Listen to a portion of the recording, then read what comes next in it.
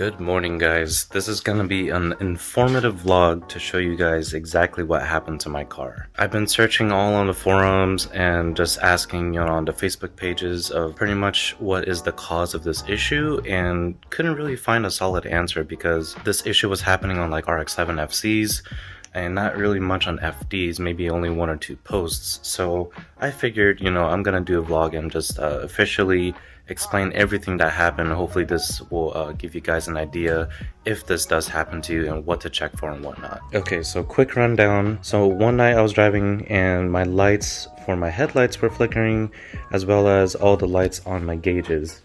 And apparently my taillights also were flickering too, but I wouldn't be able to tell because I was driving. So I was just driving in the blind, had no lights whatsoever, and then I noticed that there was a electrical burning smell. And a little concerning because, I'm driving, I was like, I hope my car's not on fire or anything. But I went ahead and tore everything apart. Very first thing, of course, I checked was the fuses right here. Went ahead and checked for all the fuses that were related, both tail lights, both meter, and anything that would be related just to like the lights in general for the inside and for the tail lights. So checked all those out and they were completely fine. I believe they're both 15 amps as well. There's a diagram that you guys can search online and see which one's which for your fuse box, but anyways, I went ahead and checked that. It was completely fine. Then people on the forums were saying, oh well, maybe check the TNS relay, which is in the engine bay right here. This guy right here. So you pop this up. First thing you want to check is obviously if the relay is good, all the contacts are good, the pins, and if there's any rust in the female side of the connection for the relay. So anyways, I went ahead and did that, and just to be safe, I also replaced this as well with a brand new one.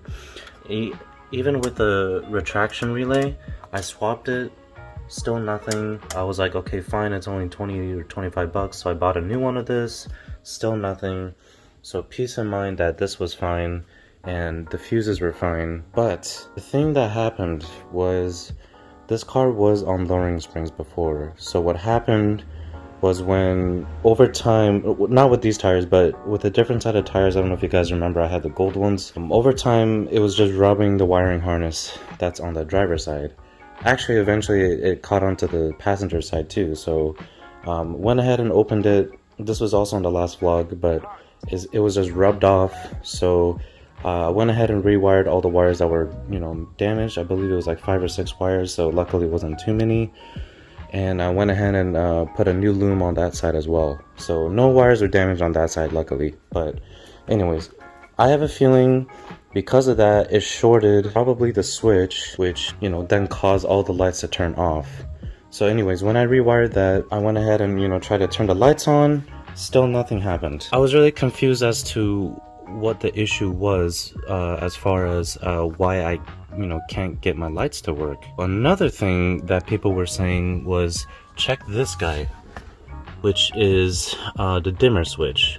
So they were saying that possibly this could have caused a short, which if this doesn't work, apparently my lights on my gauges won't work and all that, and as well as my taillights, which I don't really see how that makes sense at all. But anyways, I went ahead and checked that, took it out, it was completely fine. Continuity and voltage test, everything checked out fine. And then it comes to the very last thing, which was the light switch right here. So this happened to be the issue. So what happened was, obviously I went ahead and tore everything out, took this whole, the clock spring, which I removed anyways, and then this whole assembly out, and checked for the wire that goes to the switch to make sure it was fine. So I actually pulled this out, and you're able to just like kind of twist it and pull it, and found out that all the contacts, or like the plate, the copper plate that's in here that allows it to switch, was burned. It was just completely burned. So even smelled it and everything, I was like, yep, that's exactly what I smelled at the night of the drive. Well, depending on the condition, but you do not need to spend $500 for a brand new switch to completely replace all this. That's completely unnecessary. Like I said, it really just depends on the degree of the damage, but for me, I didn't have to do that. So anyways, I pulled this out, cleaned the contacts both on there's two of them. So one contact plate that's on this side of the switch, and another contact plate that's on this side of the switch right here. So two of them, all I had to do was clean it. Well, my dad cleaned it thanks to him. And then I put this back, slapped it back on, and sure enough, I plugged the harness back for the lights right here, and everything checked out fine, and my lights came back on. So one last thing was, I checked all the pins and stuff to make sure they were okay.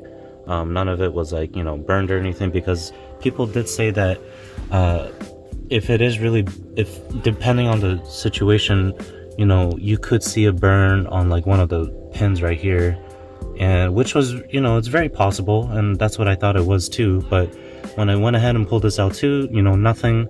So I figured, okay, it has to be something that was near my face while I was driving here for me to smell burned, which had it been somewhere in the interior. So I'm really happy anyways that this was the issue, and I just had to clean it and save myself $500. But yeah guys, that's just a really quick informative video that I wanted to show you guys as to fixing the issues of not having your gauge lights work, and as well as not having your tail lights work. Otherwise guys, that's pretty much it. I know it was a super fast video, but that's just something I wanted to give a heads up to my fellow RX7 friends and whatnot, and people who are just having the same issue, because I know this was very frustrating to a lot of people who had the same issue. And I'm just glad, I was able to find the issue and it wasn't something super serious as far as like somewhere in the wiring harness or whatever that got damaged. But anyways, that's pretty much it. If you guys have any questions as to, if something similar happened to your car, or if that's not the issue, whatever, just go ahead and drop down in the comment section all your guys' questions, and I'll try my best to answer them.